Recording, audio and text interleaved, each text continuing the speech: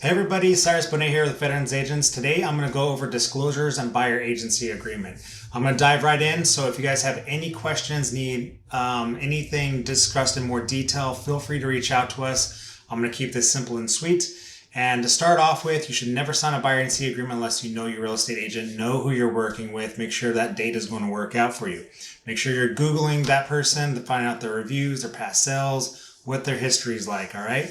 Now, whether you are currently working with us or not, I put in everything about us in a very simple 2-page document here. It has all of our achievements, awards, certifications, who we are as a company, all right? First off, the first page is just a breakdown of all the packets that we will be going over. And the first disclosure on this, we're going to get to buyer agency agreement because I know that's the most important that most people have questions about, but the most important thing you can know in the disclosures is the wire fraud advisory notice. Whether you're working with us or not, you need to pay attention to this. You're going to get notices from us, from the escrow companies, because wire fraud is highly on the rise. So when you go to wire your earnest money or your down payment or anything that is being wired can be stolen by hackers. They are very good about replicating emails that look very authentic from the escrow companies. Sometimes they'll make phone calls or text messages. And so this pamphlet will actually help guide you in that process. Most escrows are going to give you a couple different options.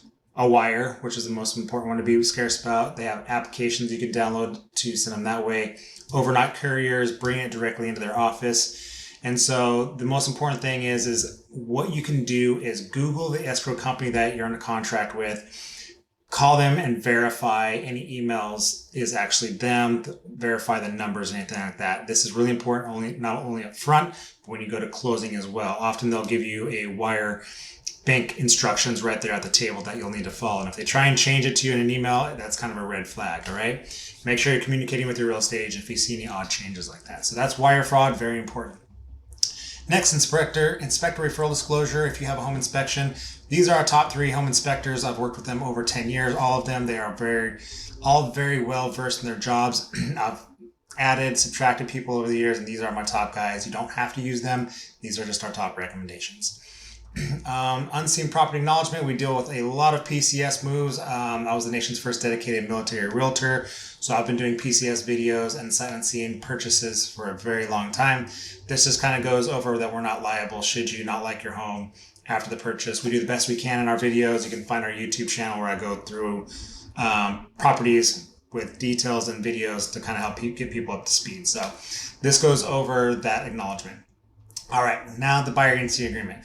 The buyer agency agreement is a new emphasized form to be used. Most brokers never used to use them. I've always used them. My old brokerage used me as an example that I use it with every buyer. However, I've never once charged a buyer in the 14 years I've been doing this. But there is a lawsuit that just went through against the National Association of Realtors last year. They lost, and so now it basically puts the buyer brokerage compensation on the buyers now to start paying it. Now, that doesn't mean that you have to automatically pay it up front. It means that should we not get paid and the seller not pay us, then we have to get our money from somewhere, which is going to be the buyer.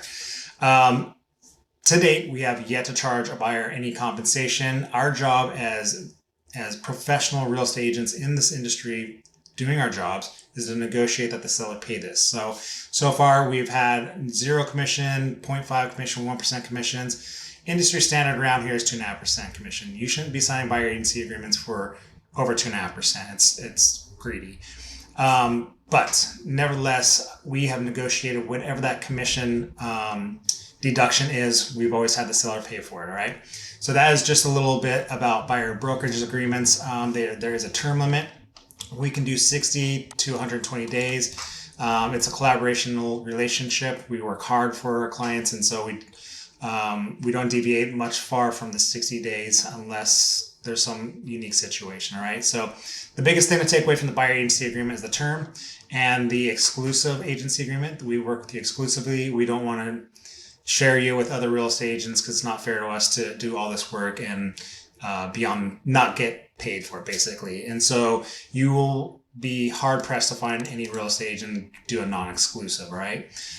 Exclusive is part of our thing. We can do 60 days and 2.5% commission is our compensation. And so Should we ever run into a property that's lower in commission, we'll have that conversation with you up front, always, and then we will let you know how the negotiations go, getting the seller to pay that. So if you have any questions through this, there's a bunch of other small language in here that isn't really as important, but that's the bulk of the buyer agency agreement. Next is the affiliate business arrangement disclosure from EXP. We don't use Success Lending LLC. This just states that EXP owns shares in this company. We've never worked with them. We don't recommend them because we've never worked with them. So it's up to you if you'd like to check them out, but we've never had to use them. That's just a disclosure.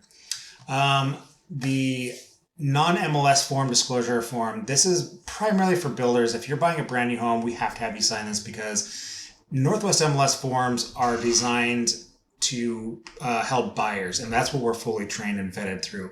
Builders have their own forms most of the time, and they are there to protect the builder. And so we have to have you sign this, saying that we recommend that you have that contract reviewed by a real estate attorney to make sure it is in your best interest. We do the best we can to summarize it for you and kind of guide you through some of the language in there, but ultimately it is legal language that would probably be best vetted through an attorney. Real estate brokerages in Washington. This pamphlet goes over all the rules and regulations that govern us as real estate agents. We are governed by the Department of Licensing and NAR and a couple of other associations, but this is by the Department of Licensing, the rules and regulations that govern us working for you.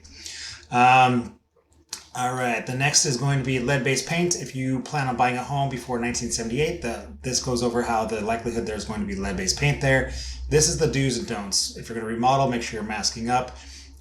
Be precautious of exposing some of that old lead in the walls. A lot of people just paint over the walls, and that's how it's remedied. So it's very common to say that it's still around. But this is the pros and cons, or there's no real pro to it. These are the cons and the precautions of lead-based paint. And the last one is going to be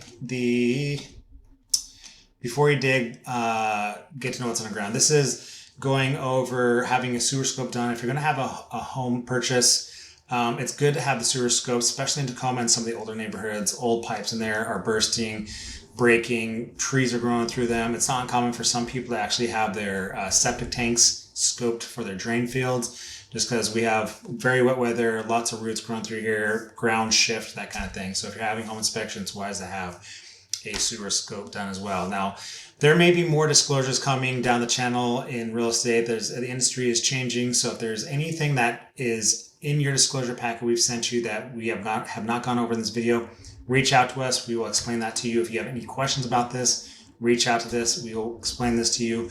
And again, just understand the value of whoever you're working with. We've explained that way up front at the top of these disclosures. You can Google my name and you'll find everything else about us. We're very transparent, and we hope this summarizes some of those disclosures for you. And we hope to hear from you soon. Thanks. Bye-bye.